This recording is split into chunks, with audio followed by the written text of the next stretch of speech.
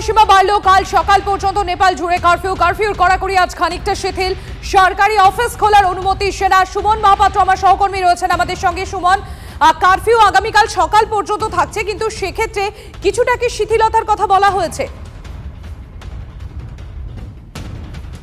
একেবারে দেখো, কারফিউ কিছুটা শিথিল করা হচ্ছে। তার কারণ তুমি জানো যে নেপালের পরিস্থিতি এখন অনেকটাই স্বাভাবিক হচ্ছে আস্তে আস্তে। এই যে 3 দিন ধরে নেপালে যে ধ্বংসলীলা চললো তাতে 30 জনের মৃত্যু হয়ে গিয়েছে এবং সকালবেলার দিকে কিন্তু সরকারি অফিসগুলো খোলার ক্ষেত্রে শিথিলতা দেওয়া হয়েছে। তার সঙ্গে সঙ্গে যেহেতু আর্মি টহলদারি চলছে এবং তুমি জানো যে নেপালের এই অরাজকতাকে কাজে লাগিয়ে যারা দুষ্কৃতী তারা জেল ভেঙে পালাতে চাইছিল, সেখানে কিন্তু আর্মি কঠোর পদক্ষেপ করছে এবং বারবার করে বলেন্দ্র শাহ থেকে শুরু করে নেপালের অন্যান্য যারা রয়েছেন, যাদের ইনফ্লুয়েন্স রয়েছে এই জেনজি প্রজন্মের ওপর, তারা কিন্তু শান্তি বজায় রাখার কথা বলছেন। এবং সুশীলা কার্কি, যিনি প্রবাবল প্রাইম মিনিস্টার নেপালের, যার নাম সবচেয়ে বেশি শোনা যাচ্ছে, তিনি কিন্তু আর্মি চিফের সাথে বৈঠক করেছেন এবং তারা সবাই মিলে প্ল্যানফুলি এগোচ্ছেন যাতে নেপালের স্থিতাবস্থা বজায় থাকে